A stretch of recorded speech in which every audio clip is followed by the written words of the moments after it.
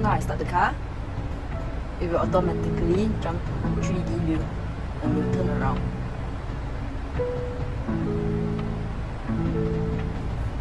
So now when I go front, it will auto go to front camera, and if I reverse, it will auto jump to reverse camera, and you can choose your wide angle or your wide angle. So it goes to front camera, wide angle and non-wide. So if I signal left, it will auto jump to left signal, and you can choose 3D or 2D. So right signal, it will auto jump to right signal, 3D or 2D, you can choose. So this is the two side mirror for blind spot viewing.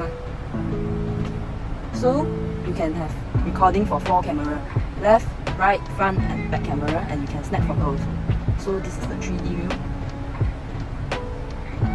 Okay, so this is Android player with 12 EQ band, 6 TV mic, Netflix, Cloud TV, Waze,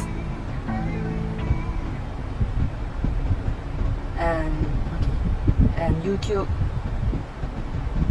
So we can do split screen. So one side Waze, one side YouTube. Okay, so this you can use steering control. Steering control still function.